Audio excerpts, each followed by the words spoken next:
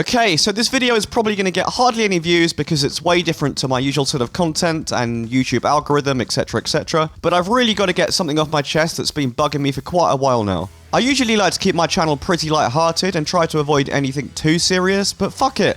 I work damn hard and I think I've earned myself a little rant. So yesterday I was traversing my socials when I learned about this Twitter feud happening between Ronnie Radke of Falling in Reverse and Sebastian Bach of Skid Row. Apparently Falling in Reverse had to recently cancel a bunch of gigs because of their laptops going missing, which predictably caused a massive stir amongst the more mature members of the rock world, who proceeded to dogpile on Ronnie and mock his band for relying on laptops in the first place. Honestly guys, I'm just absolutely sick to death of big, well-known rock star types from previous decades and their shitty, ignorant attitudes towards younger artists and modern technologies and culture. And I'm also sick of the fans idolising these and perpetuating their archaic beliefs and opinions just because they put out a few good records many years ago. Rock is a genre that's absolutely desperate to progress and evolve, but it's being constantly held back by the old guard hell-bent on keeping it in the past. I've been thinking about making a video like this for quite a while now, but kept putting it off because of the potential backlash, but fuck it.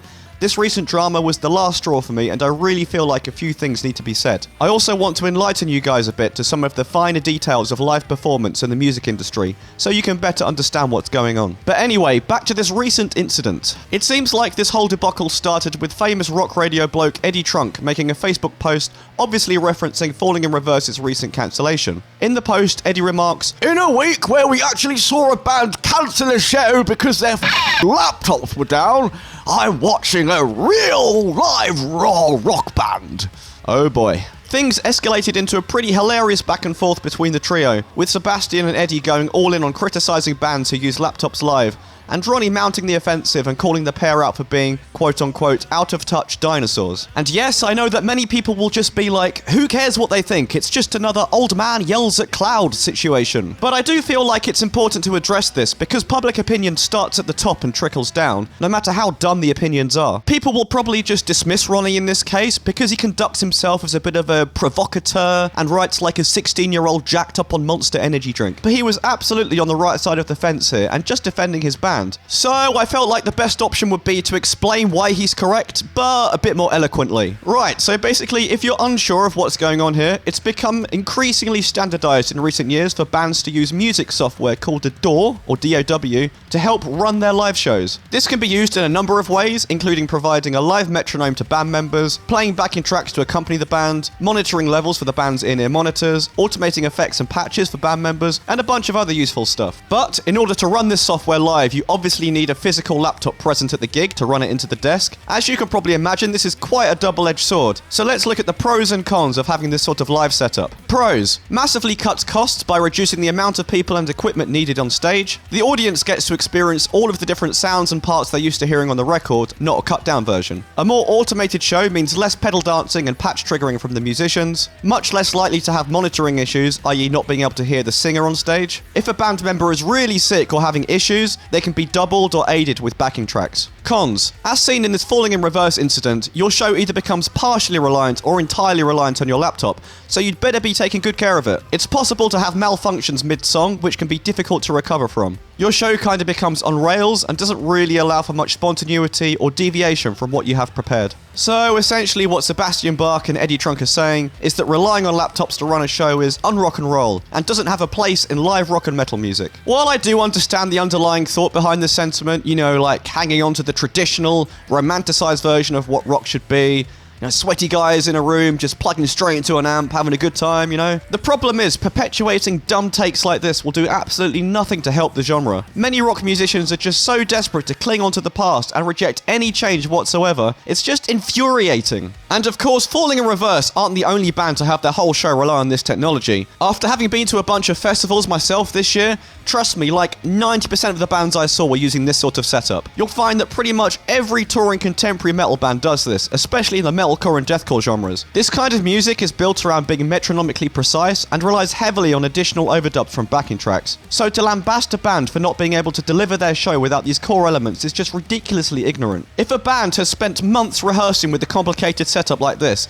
it's not exactly reasonable to expect them to suddenly be able to perform their live show to exactly the same standard without it, with no preparation. But it's not just modern bands who have adopted this method of running their shows. Very recently, both Kiss and Dream Theater have come under fire for allegedly lip-syncing certain vocal parts live to backing tracks. I mean, again, it's about context. Not to beat around the bush, but these guys are getting on now.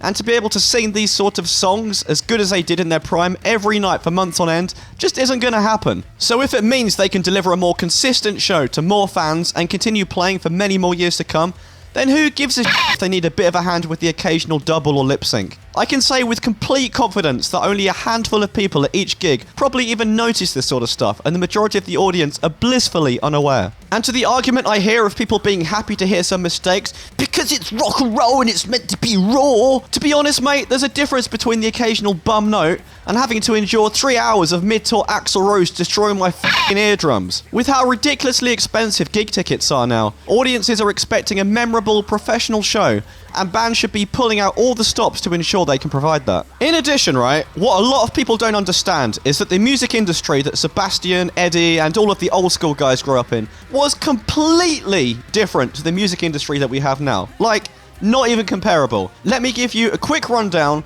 on how things used to work compared to how they work now. Right, so back in the day, you'd get a band together with your mates, write a few bangers, and assuming you live in a city, start gigging your local circuit. The aim would be to play enough that you'd start to build up a name for yourself, and word of mouth about your band would spread. Eventually, you'd hope that word about your band spreads enough that an A&R person from a record label would come to one of your shows and hopefully sign you after. An A&R person is basically someone who works for a record label, whose job it is to scout out new talent to sign, and then nurture them into a marketable band.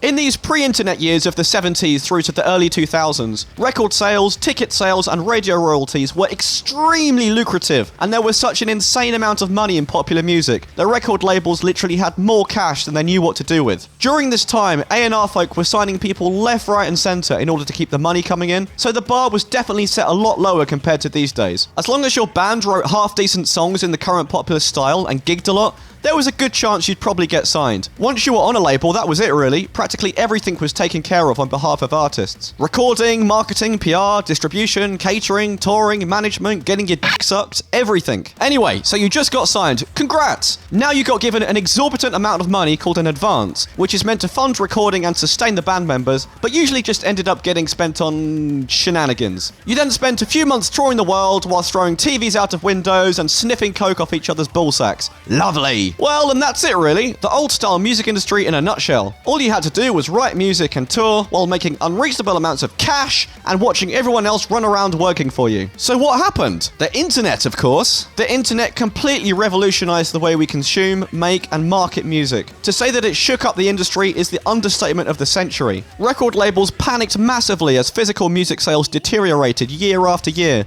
and the money started to dry up. But where does that leave us now? Good question. So here's what the modern music industry looks like. Whether artists like it or not, music is now basically a free commodity, so they can't rely on raw sales to support them anymore. CDs and vinyls are still popular amongst collectors and die-hard fans, but sales of both physical and stream music are now considered supplementary income. Record labels are no longer the gatekeepers. The internet is. Getting signed to a label is no longer the only route to success, and many artists have managed to build an entire career off their own backs via social media. What's more is you get to keep all of your own publishing rights as an independent artist, therefore making substantially more money in the long term. Going the more traditional route and trying to get signed is still a perfectly valid option though. But due to there being less money in the industry now, budgets are smaller and labels are more careful with who they sign, so it's not as appealing as it used to be. Even if you do end up getting signed, it's likely that you'll still end up having to do a lot of work yourself. These days, unless you're a massive artist, many labels are pretty much only there to loan you recording money and do a bit of promo and business stuff on your behalf. Unfortunately, it's not enough anymore just to be good at guitar or just to be a good singer. Those days are long gone. If you're serious about pushing your craft and want to be successful in the modern music industry, you need to be just as much an entrepreneur as you do a songwriter or performer.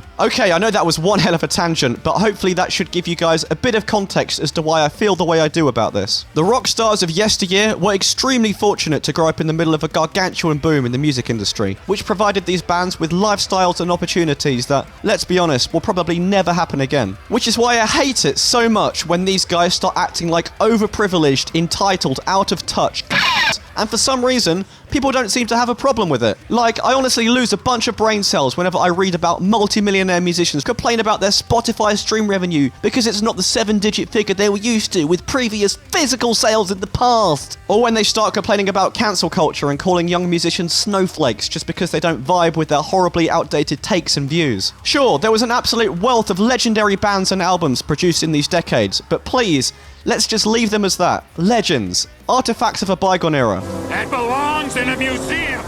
Rock artists and fans alike need to stop desperately trying to cling on to the past, like an ex-partner you stubbornly refuse to get over. Leave your ego at the door and start looking forward instead, and be supportive of new bands, new technologies, and new ideas. What's going to happen when all the legacy bands start retiring? There's going to have to be new talent to replace them as festival headliners eventually.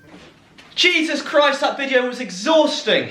Thanks so much guys for staying until the end, really appreciate it. Don't forget to leave a comment down below saying your opinion on this whole debacle. Press the subscribe button, press the like button, or I'll come round your house and steal your band's laptops. Yeah? Yeah.